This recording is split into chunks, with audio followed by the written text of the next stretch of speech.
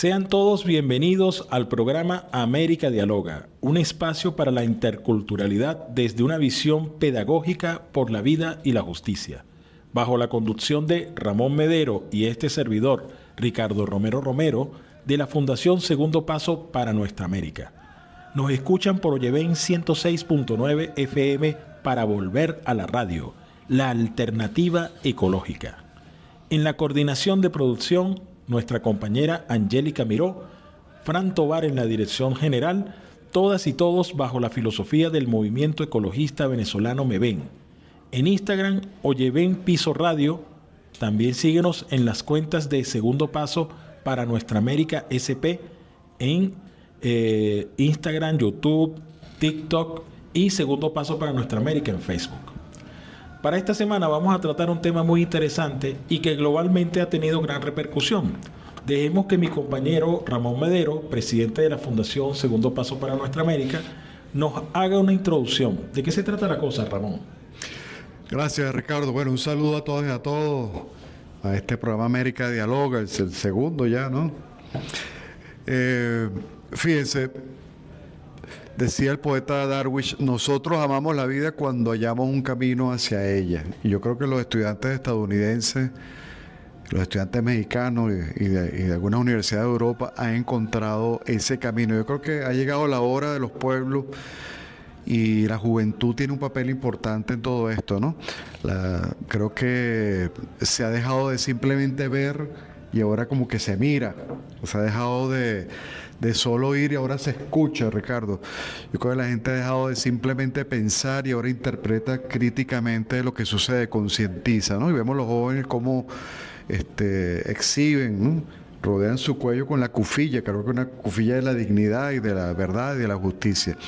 Y todos hemos visto con asombro, toda la humanidad, creo yo, cómo el verbo y la acción de los jóvenes estadounidenses y mexicanos, han alcanzado connotaciones épicas y poéticas. Son los mismos jóvenes que hasta hace no mucho, o hasta hace muy poco, menos de un año, concebíamos todos estereotipadamente como imberbes, alienados, mentes ausentes, corazones indolentes, predicadores de la fatuidad. ¿Cuántas cosas no pensaba uno de esa juventud dentro de un mundo capitalista, una sociedad tan podrida internamente tan corrompida como la sociedad occidental, particularmente la de Estados Unidos? Qué equivocado estábamos, Ricardo. Creo que siempre fueron nuestras carencias las que nos pidieron ahondar en ese diálogo.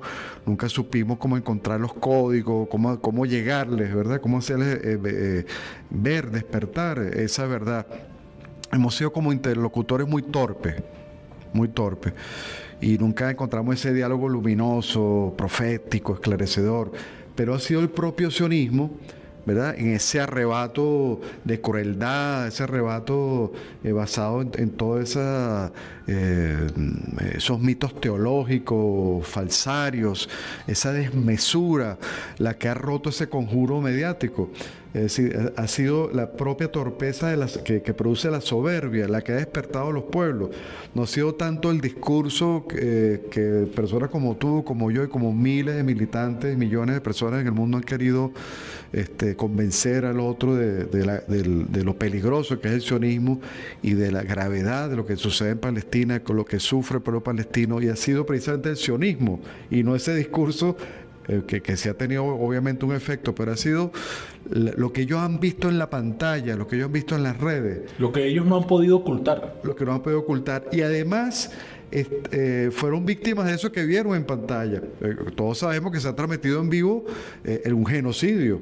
Hay una transmisión en tiempo real. Bueno, eso creo que ha movido a estos estudiantes. Pero además han sido víctimas ellos mismos del atropello, de la brutalidad de los cuerpos policiales de seguridad y de las hordas sionistas y prosionistas en Estados Unidos, cómo los han golpeado, les han tirado golpes, les han lanzado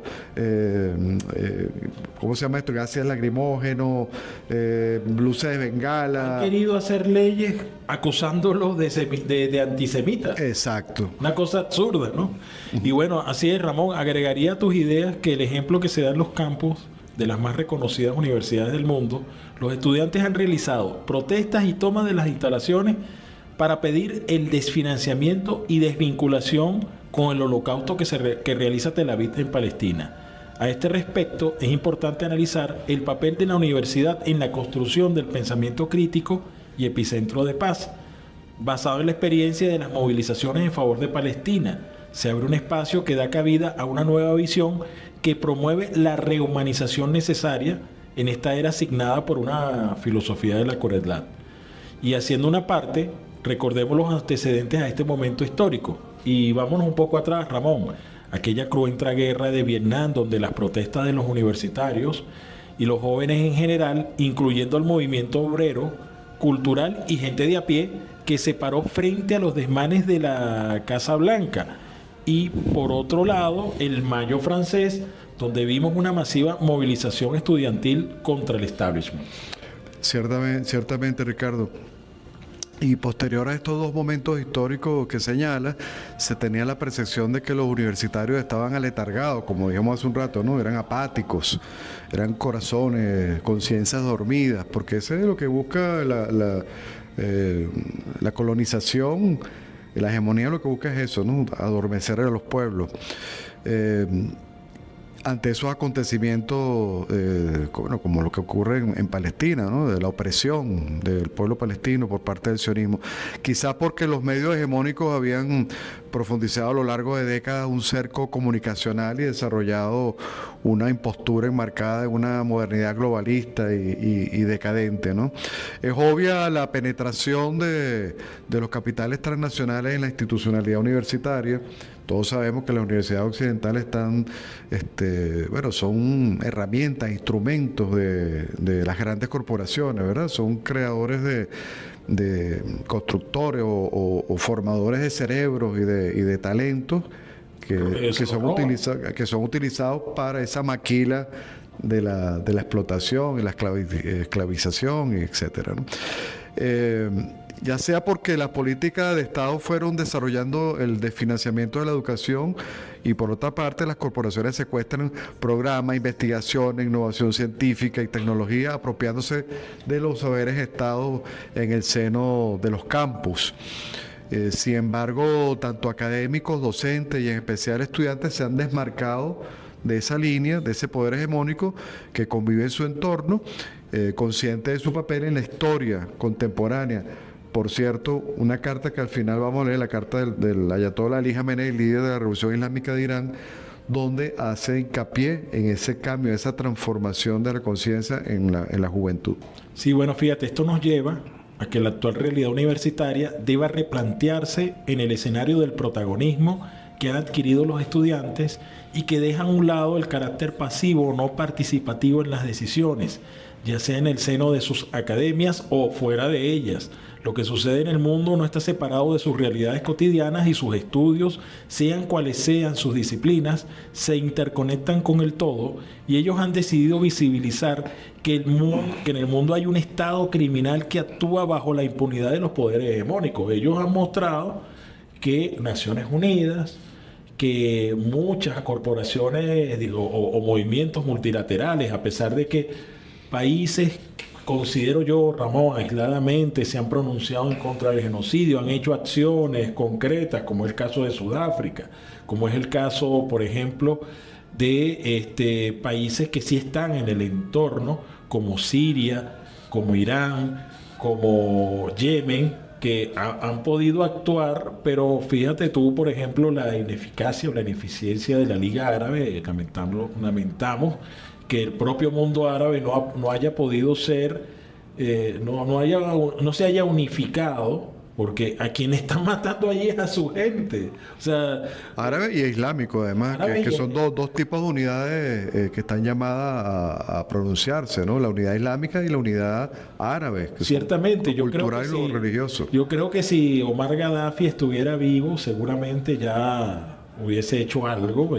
Lamentablemente, todo Occidente, yo creo que Occidente previó que a uno de los que tenían que eliminar primero, antes de hacer este genocidio en Palestina, pues Yo no creo que el genocidio sea una cosa de ahora. Eso primero son 75 años bajo ese asedio.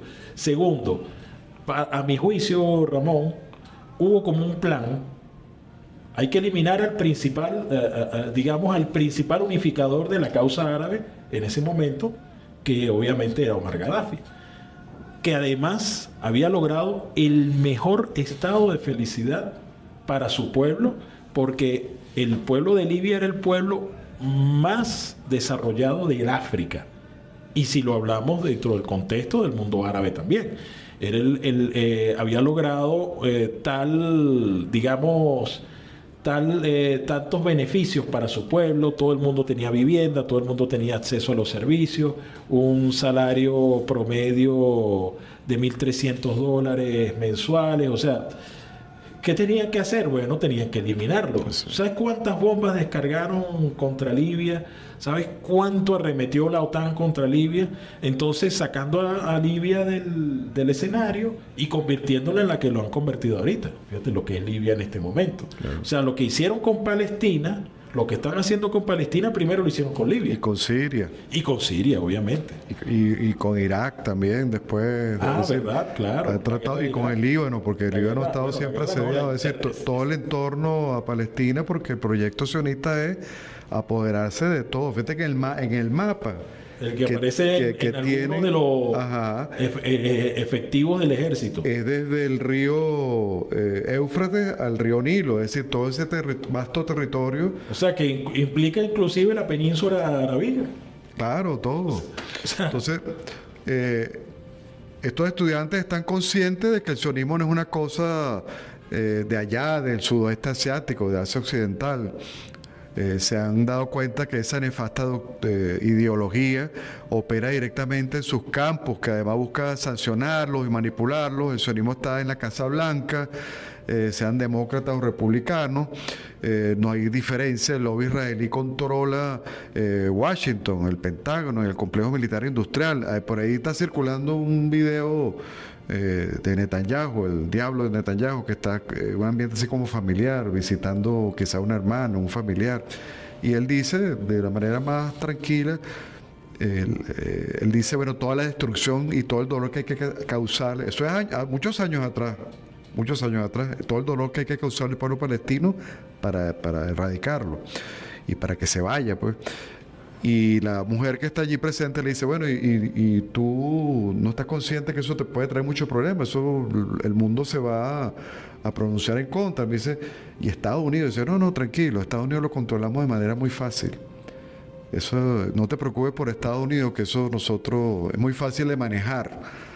O sea, a ese punto de manipulación llega el lobby sionista israelí, que controla Washington, el Pentágono, el complejo militar industrial que alimenta las guerras, sostiene a ese monstruo de 1000 cabezas que es la OTAN, que es el sicario global, e interviene en cualquier parte del mundo con toda la malicia y horror que se le ocurra. Porque fíjate, aquí la reflexión que hay que hacer, compañeras y compañeros, es que estamos ante el sionismo, estamos ante un fascismo histórico. Yo remarco mucho esta idea, porque me preocupa que se haga ver el sionismo simplemente como un fascismo. Pues si fuese un fascismo, bueno, los fascismos tienen un momento y un lugar, pero es que cuando se habla de un fascismo histórico, tiene como programa principal el apoderarse del mundo. O sea, en este caso, de tu tesis del cuarto fascismo histórico, la diferencia radica en que este es un fascismo global. Global, claro, la apetencia no es local. Esto lo que sucede en Asia Occidental es un capítulo de una historia mucho más peligrosa, una amenaza que está presente en toda nuestra América. Peligrosísimo el gobierno de Milei, que es un operador del sionismo, como la estructura, cuando tú estudias la estructura organizativa del sionismo, ojo, no del judaísmo, respetamos profundamente la religión judía, el sionismo, que es una ideología racista, supremacista, cómo opera en nuestra América. En Argentina tiene una estructura impresionante. Te vimos hablar de eso en un programa en Telesur, en este contexto, donde hablaste cómo opera el sionismo en América Latina. ¿Nos puedes dar unas 2 claves de eso? ¿Cómo opera? Hablaste de Milei, por ejemplo. Sí, es que basta con ver cuál es la estructura de las organizaciones sionistas en América Latina, en México, Brasil, Argentina, Uruguay. Son quizás las plataformas mucho más organizadas y mucho más densas desde el punto de vista de la organización y desde el punto de vista cuantitativo. Nada más en Argentina, bueno, está OSA, que es una organización sionista argentina, que congrega una red de más de 140 organizaciones sionistas que se autodefinen. No, esto no es un señalamiento, que es que yo digo que estos son sionistas, no son judíos. O sea, se autoproclaman, se autodefinen, ¿verdad?, como sionistas, o a veces usan el término israelita.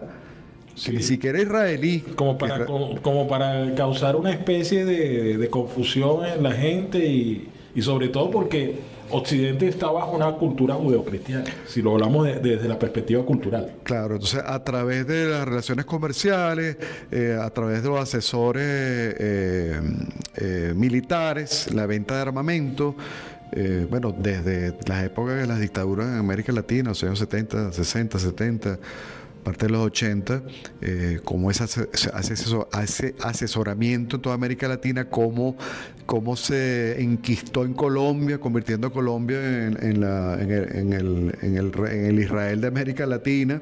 Sí, bueno, fíjate, todo el conflicto armado que generó también un genocidio. Que generó un genocidio, es decir, la presencia es preocupante. Mira, Ramón, ha llegado el momento de una pausa. Esto es América Dialoga, un espacio para la interculturalidad desde una visión pedagógica por la vida y la justicia. Este programa es de la Fundación Segundo Paso para Nuestra América. Nos escuchan por Oyeven 106.9 FM para volver a la radio, la alternativa ecológica. En Instagram, Oyeven Piso Radio. También síguenos en las cuentas de Segundo Paso para Nuestra América SP en Instagram, X, TikTok, YouTube y Segundo Paso para Nuestra América en Facebook. Ya volvemos.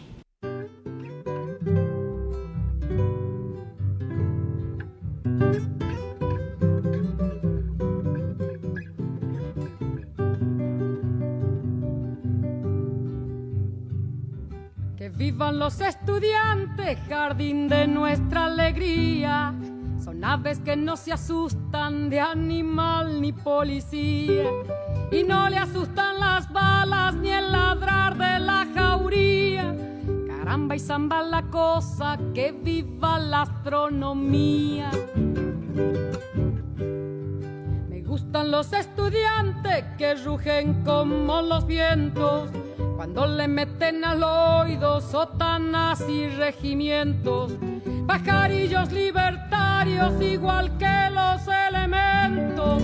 Caramba y zamba la cosa, que viva lo experimento.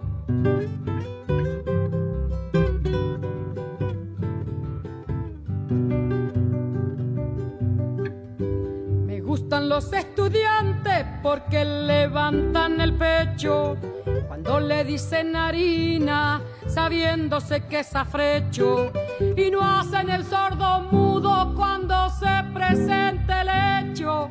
Caramba y zamba la cosa, el código del derecho. Me gustan los estudiantes porque son la levadura del pan que saldrá del horno con toda su sabrosura, para la boca del pobre que come con amargura. Caramba y zamba la cosa, viva la literatura.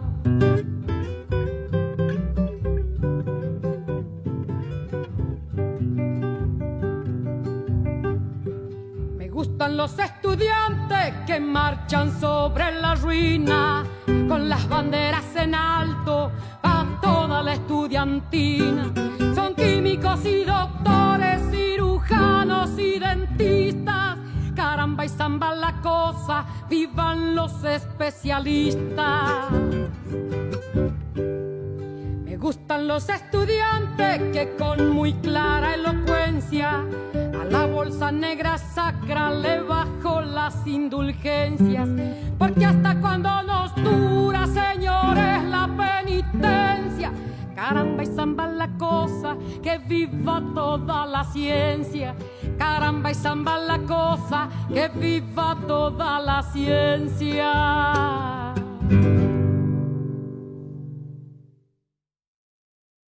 Estamos de vuelta en el programa América Dialoga y recién escuchamos una canción muy especial, una canción que para la juventud de todas las generaciones tiene una gran conexión. Se llama Me gustan los estudiantes. Es una bellísima pieza, nada más y nada menos que de esa cultora, de esa cantautora, de esa poeta Violeta Parra. Pero fíjate, a pesar de que Violeta es tan representativa, es un símbolo, es un ícono, aquí la estamos escuchando en una voz, si se quiere, superior en el sentido de lo musical, que es Mercedes Sosa, otra referente revolucionaria, otra gran, digamos, otro gran símbolo. Entonces fíjate, Ramón, cómo se combinan la intelectualidad de Violeta Parra, ese gran sentimiento de Violeta Parra, pero interpretado por quizás la mejor voz de América en el sentido femenino, que es Mercedes Sosa. ¿Qué te parece esa melodía, Ramón? Bueno, imagínate, Ricardo, eso me hace recordar mis años de estudiante universitario, ya en Mérida, cuando estudiaba yo letras en la Universidad de los Andes.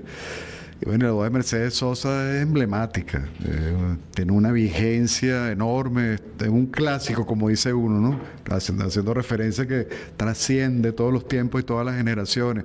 Bueno, ahí está el espíritu combativo, irreverente, armónico, además, ¿no? Una belleza poética por la vida, un canto por la justicia, por la humanidad, que viene muy a dedo, muy a lo que estamos conversando en este momento, ¿no? Tiene que ver mucho con el tema, la juventud y la juventud valiente y heroica que se enfrenta a grandes monstruos, a grandes enemigos como Estados Unidos, nada más y nada menos, y el sionismo. Bueno, y fíjate lo poderosa que es la música, Ramón, porque si hay algo que nos conecta con lo humano, es el arte. O sea, y precisamente lo que están haciendo muchos estudiantes en sus campus, esos que están allí formándose, porque bueno, quieren y desean un mundo mejor, porque si uno se está formando, si uno estudia, es porque quiere mejorar y transformar las cosas. Obviamente que eso ha estado un poco, por decirlo de alguna manera, saboteado por los poderes hegemónicos que, bueno, se han metido dentro de las universidades, financiando, quitándole poder al Estado. El Estado es quien debería tener a su cargo el financiamiento de la educación, porque eso precisamente va a mejorar todos los procesos productivos, los procesos creativos, los procesos, digamos, que permiten que la sociedad se desarrolle, como lo hemos visto, por ejemplo, en Irán. Irán, una nación que es la quinta potencia en el mundo en ciencia y tecnología, le ha dado mucha importancia y eso se hace desde el Estado.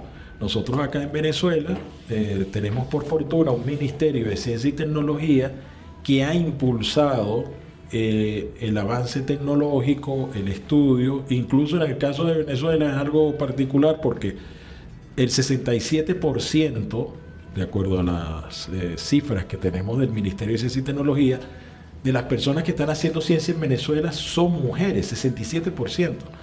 Y en el caso de los proyectos que actualmente está financiando el Ministerio de Ciencia y Tecnología, 72% intervienen mujeres. Entonces, bajo esa importancia que tiene el arte, la ciencia, la tecnología, la innovación, los estudiantes son una especie de pudiéramos decir, de engranaje social. Es decir, el futuro depende de ellos. El futuro depende de cómo ellos tengan una visión del mundo y de cómo ellos van a proyectar el mundo. Y eso lo están haciendo en los campos a la vez que protestan contra el sionismo. ¿Qué opinas tú de eso, Ramón? Bueno, Ricardo, obviamente, en la juventud está todo el poder creador, transformador de una sociedad. Allí está incubándose, ¿verdad? Bueno, seres humanos que están llamados a tener un papel protagónico en la sociedad, de transformarlo, de continuar un camino de emancipación, de liberación, de crecimiento espiritual, porque con el paso de las generaciones lo que toda sociedad espera y lo que la humanidad espera es que con los años los seres humanos se desarrollen, ¿verdad? Desde el punto de vista espiritual, desde el punto de vista de una ética que apunte hacia la salvación del mundo y de la vida misma. Es decir, de pasar de esa pedagogía de la muerte, de la violencia extrema, de la crueldad sin medida alguna, de la impunidad absoluta, ¿verdad? Del asesinato, de la discriminación. Es una pedagogía, eso está enseñándosela a los jóvenes en todas partes.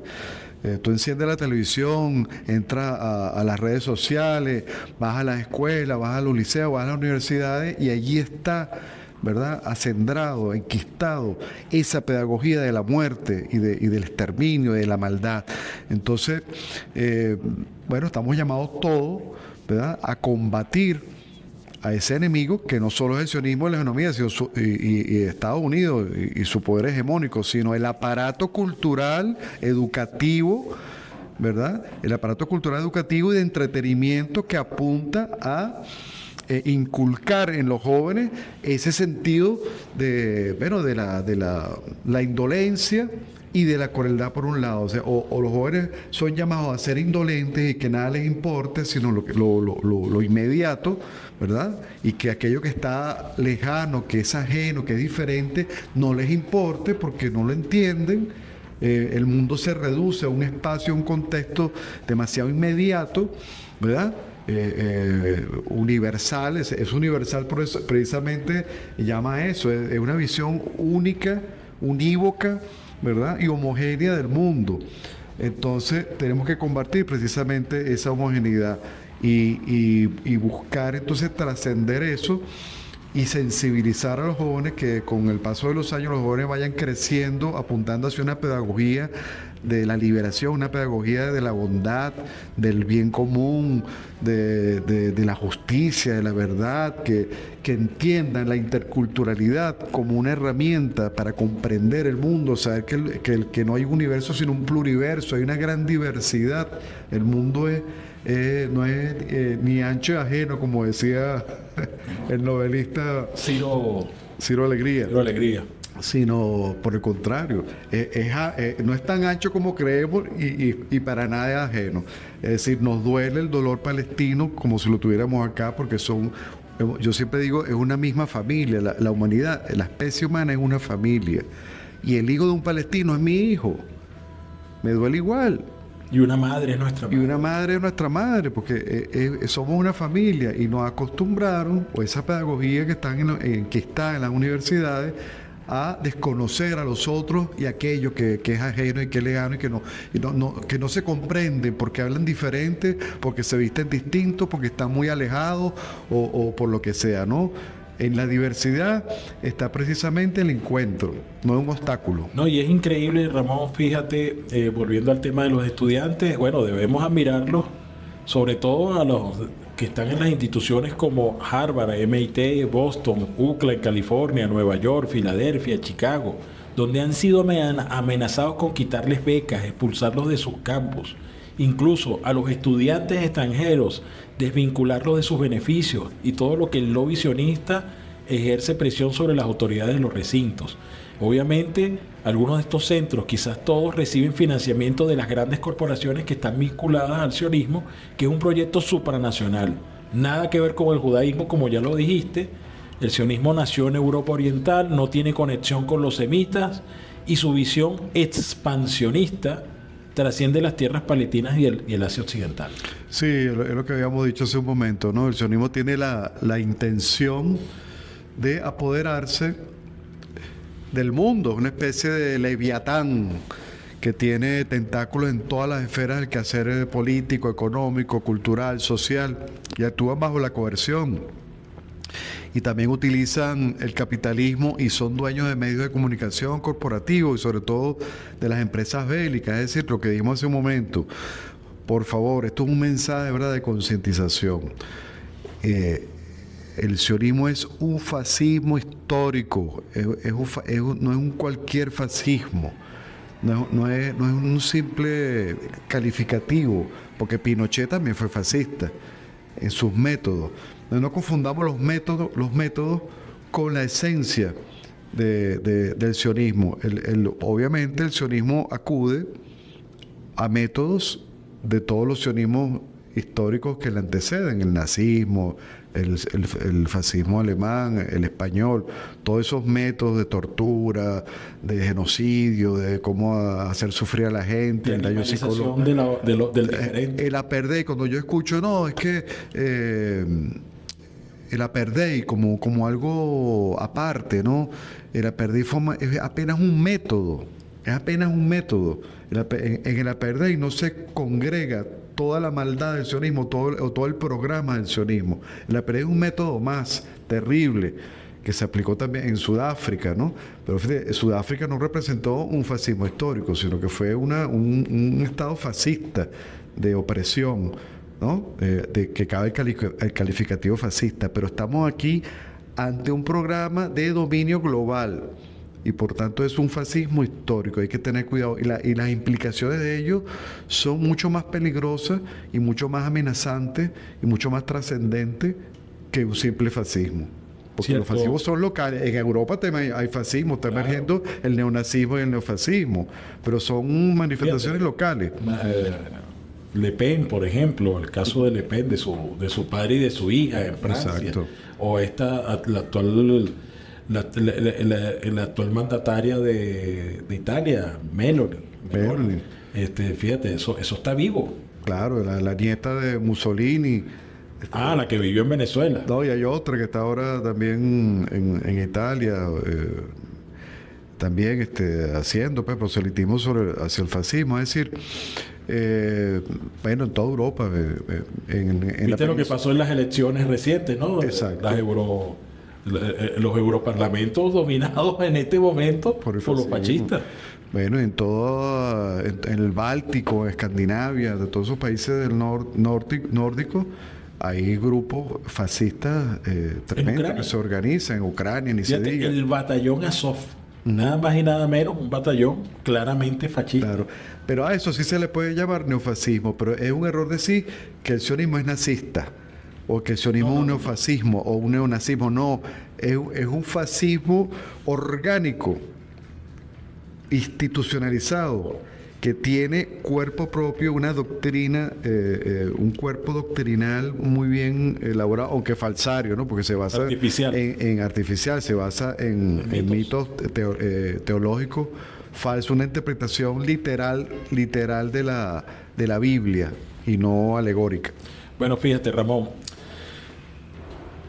el fascismo no solo ha penetrado en las industrias culturales y las grandes productoras, porque las grandes productoras de contenido, tanto en Hollywood como en todo Occidente, son afectos a los relatos para posicionar los mitos del Estado de Israel, lo que estás diciendo, que son el pueblo elegido, de que están signados por un destino y que nada puede interponerse entre ellos porque Dios los protege, les dio esa misión. En este sentido, es importante que los movimientos de estudiantes y las organizaciones populares de base sepan todas estas cosas, el tema de la formación. Bueno, tenemos que irnos a otra pausa, Ramón. Vamos en el tercer bloque, vamos a tratar sobre el tema del ayatolá y de otras cosas, o sea, por ejemplo, de esos aliados que tiene este cuarto fascismo histórico. Nos vamos entonces a la pausa. Recuerden, estamos por Oyeven 106.9, la alternativa ecológica, y esto es América Dialoga, programa de segundo paso para nuestra América. Ya volvemos. Que vivan los estudiantes, jardín de nuestra alegría. Son aves que no se asustan de animal ni policía, y no le asustan las balas ni el ladrar de la jauría.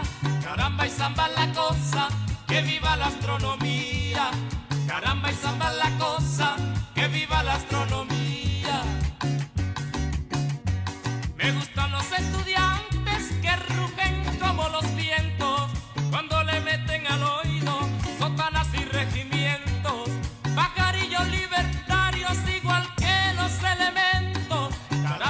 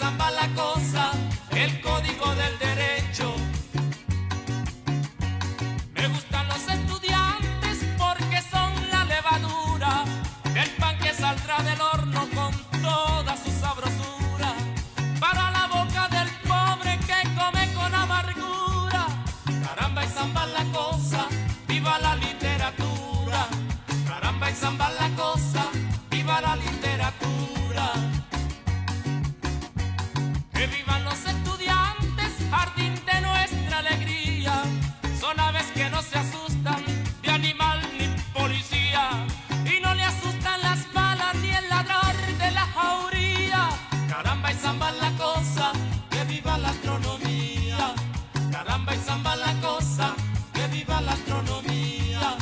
Caramba y zamba la cosa, que viva la astronomía. Caramba y zamba la cosa, que viva la astronomía. Estamos de vuelta en América Dialoga, programa de la Fundación Segundo Paso para Nuestra América a través de Oyeven 106.9. Ramón, acabamos de escuchar la canción Estudiantes de la agrupación Los Guaraguao.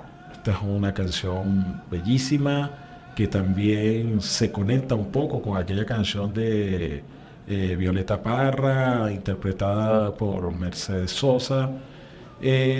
Algo que tiene que ver con estas canciones y con el tema que estamos hablando, el tema de la formación, Ramón, fíjate.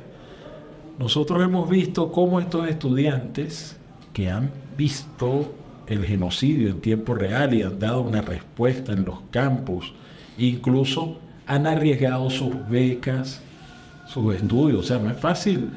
Han sido presos, han sido... Ajá, los han metido presos, les han hecho leyes donde si protestas son antisemitas, o sea, los quieren estigmatizar, los quieren, tú sabes, manipular. No es fácil para una persona que va a estudiar a Harvard, indistintamente de si está becado o no. Es difícil, o sea, es difícil tú estudiar en una universidad de esa magnitud y luego ver amenazado tu futuro académico, profesional. O sea, no es fácil para ellos este tema. Pero hemos visto entonces cómo la formación es importante porque ellos han sabido interpretar los mitos de Israel, los mitos del sionismo, y han hecho un movimiento o han creado o han generado un movimiento en contra del genocidio. Incluso en sus graduaciones, Ramón, los hemos visto con la cufilla, claro. Los hemos visto hacer, por decirlo de alguna manera, gestos, símbolos en contra del sionismo. Yo creo que esos muchachos están formados, Ramón. Hay una formación allí. O sea, ¿qué dices al respecto con el tema de la formación? No, obviamente, la formación es importante para acompañar esa lucha, ¿no? Y la formación, como dijimos hace un rato, tiene muchas aristas. Es decir, no solamente la educación formal que tienes dentro de las aulas de una universidad o en los pasillos de una universidad, sino que los estudiantes tienen que organizarse y hacer círculos de estudio, colectivos que vaya más allá de la simple tarea académica, del simple ámbito académico y buscar, hurgar, investigar, ¿verdad? A través de otras fuentes que no son las que tradicionalmente ofrece las universidades occidentales, porque obviamente desde la subjetividad occidental, las fuentes, las bibliografías que se ofrecen a los estudiantes, pues también tienen una carga ideológica importante. Entonces, salir de ese cerco, de esa muralla opresora de qué es lo que se puede leer y qué no se puede leer, qué es lo que es legitimado y no en las universidades, y buscar construir un corpus bibliográfico y un corpus informativo que vaya más allá de esos muros levantados y mirar el mundo desde otra perspectiva, con otra mirada, con otros ojos, ¿no? Bueno, y nosotros estamos planteando, en el marco de esto que te estoy comentando, la organización de un congreso. La Fundación Segundo Paso para Nuestra América, como ustedes bien saben, ha organizado ya 4 seminarios internacionales. Uno fue sobre derechos humanos, el otro sobre decolonización, otro sobre batalla comunicacional, guerra comunicacional, el otro fue política, espiritualidad, religión, que tuvimos hace unos meses atrás, y ahora estamos planteando el 5º seminario internacional, la causa palestina y la universidad como epicentro de una pedagogía para la rehumanización y la vida. Fíjate cómo Palestina ahora comienza, como siempre hemos dicho, se convierte en el epicentro, en el eje, en el foco, ¿verdad?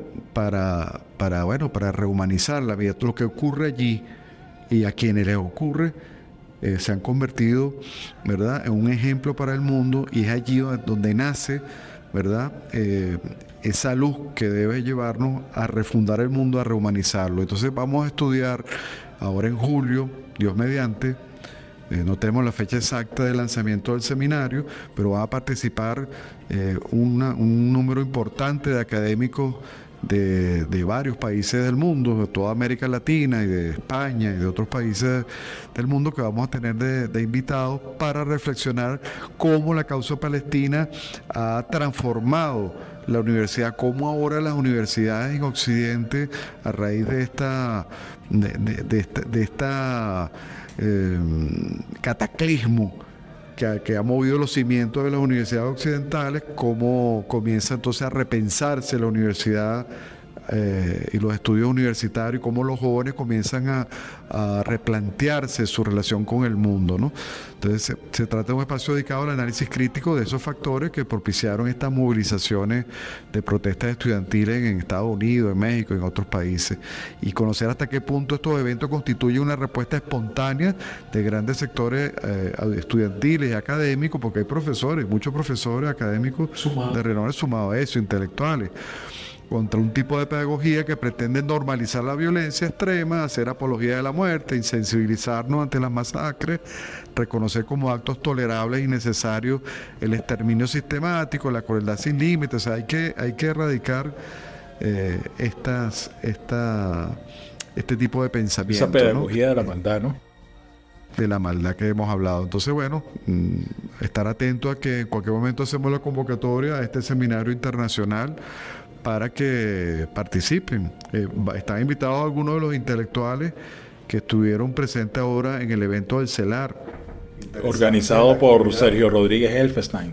Exactamente, que trató también el tema de Palestina, ¿no? Y tomó un vocablo importante de reflexionar, que es el tema del holocausto, cómo se ha secuestrado la palabra holocausto únicamente para el dolor de manera manipulada, ¿no?, por el sionismo, que obviamente no somos negacionistas de la historia. No, es que allí no solamente murieron judíos, tanto de la Europa, o sea, de los conversos, ahí murieron soviéticos, rusos, claro, polacos, ahí murieron muchas personas de Europa, o sea... enemigos políticos, comunistas, inclusive comunistas judíos, sí. Perseguidos. Exacto. Entonces, bueno, obviamente el holocausto es todo un tema, ¿no? No negamos el dolor de los judíos europeos. Sí. Pero no es el único holocausto, no es el único genocidio que se ha cometido. Ellos mismos ahora, eso me entristece, porque uno piensa que quienes dicen haber sufrido tanto y que sufrieron en realidad los europeos, ¿no? Porque no han sufrido los judíos sionistas que están en Israel, no han sufrido persecución alguna, aunque se les combata por sus crueldades.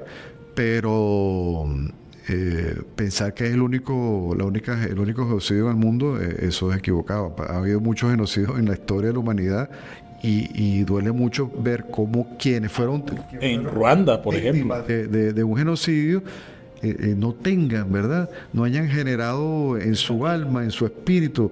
Oye, deberían ser los defensores más maravillosos, los defensores más importantes en el mundo de los derechos humanos. Deberían ser los judíos askenazíes, los europeos que se trasladaron a Israel, deberían ser, bueno, no sé, los defensores de los derechos humanos más grandes del mundo, y son los peores genocidas del mundo. Que acusan a unos semitas de ser antisemitas. Exacto.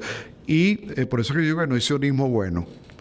Eso es mentira, que hay un sionismo socialista, que hay un sionismo comunista, que hay un sionismo progresista, que no es colonialista. No, el sionismo es una ideología racista, supremacista, colonialista, expansionista, y la lista es larga.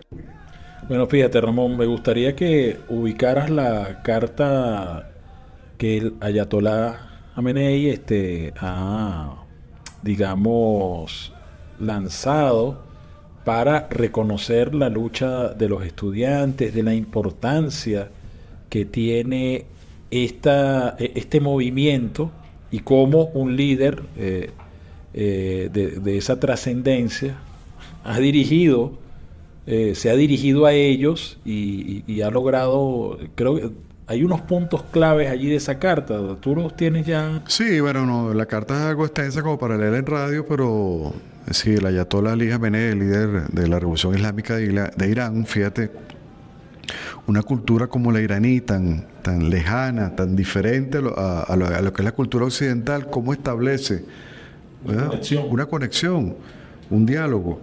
Porque allá hay un diálogo. Cuando los estudiantes estadounidenses se conduelen por lo que ocurre en Palestina, que está allá en el contexto geopolítico de Irán, y Irán, a través de su máximo líder, les envía una carta, ¿verdad? Allá hay una conexión. Dice: escribo esta carta para esos jóvenes cuya conciencia despierta los ha movido a la defensa de las mujeres y los niños oprimidos de Gaza. Queridos jóvenes estudiantes de los Estados Unidos de América, este es un mensaje de concordia y solidaridad de nosotros con ustedes. Están ustedes ahora en el lado correcto de la historia, cuyas páginas están pasando ante nosotros.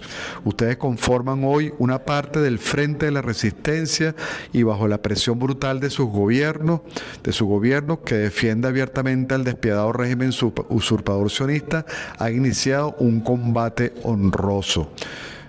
Una carta que además analiza cómo el sionismo se fue conformando con el apoyo de Estados Unidos, de Inglaterra, le tiende esa mano, ¿no?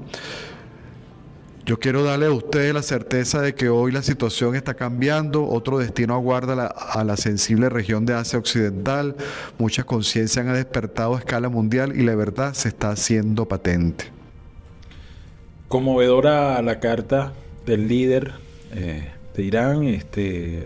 Fíjate, Ramón, nosotros desde todas las instancias posibles tenemos que combatir este fascismo que se llama sionismo. Voy a tomar como referencia para decir esta frase la tesis que sostiene Ramón Medero de que el sionismo es el cuarto fascismo histórico. Y también... Y quinta columna en nuestra América. Y quinta columna en nuestra América. Es otro tema. Y tomando también como referente al revolucionario Lenin, yo diría que el sionismo es la fase superior del fascismo. Bien.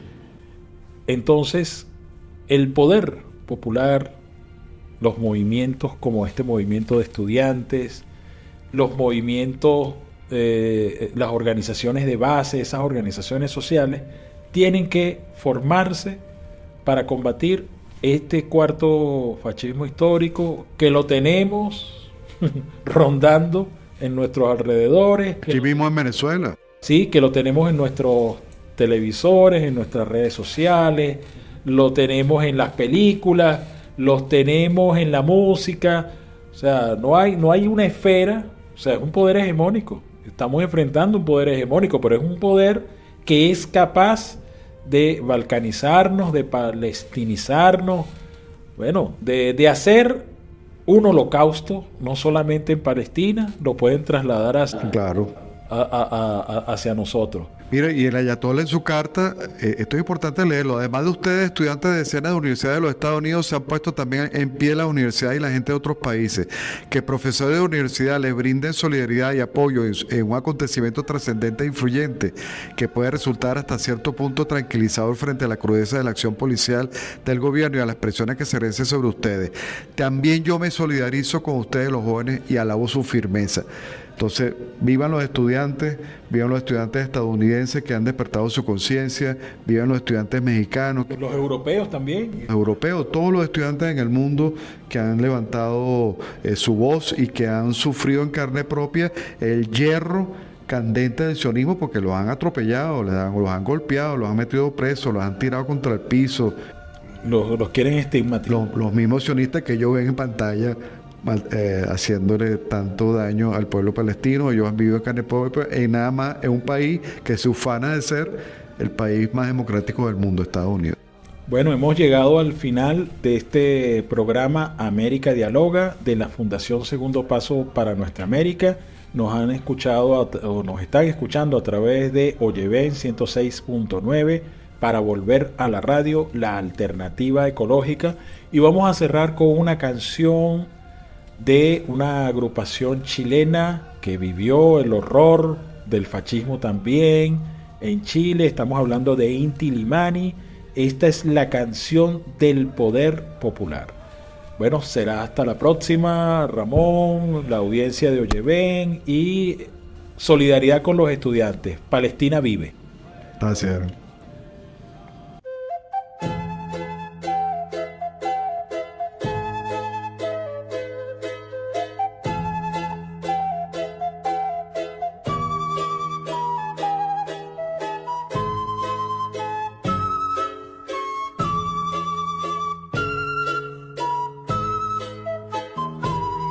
Si nuestra tierra nos pide, tenemos que ser nosotros los que levantemos Chile. Así es que a poner el hombro vamos a llevar las riendas de todos nuestros asuntos, y que de una vez se entiendan, hombre y mujer todos juntos, porque esta vez no se trata de cambiar un presidente, será el pueblo quien construya un Chile bien diferente, porque esta vez no se trata de cambiar un presidente, será el pueblo quien construya un Chile bien diferente.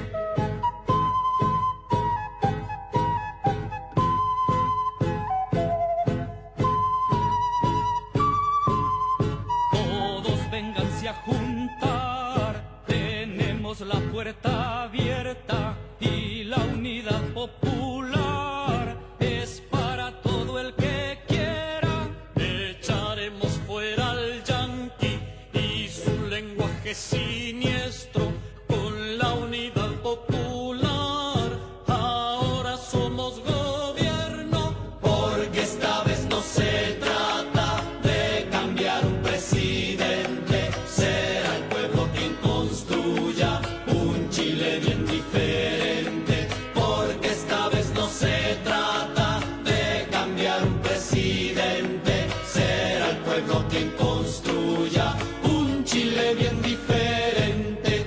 La patria se verá grande con su tierra liberada, porque tenemos la llave, ahora la cosa marcha, ya nadie puede quitarnos el derecho de ser libres, y como seres humanos podremos vivir en Chile, porque esta vez no se trata de cambiar un presidente, será el pueblo quien construya un Chile bien diferente, porque esta vez no se trata de cambiar un presidente, será el pueblo quien construya un Chile bien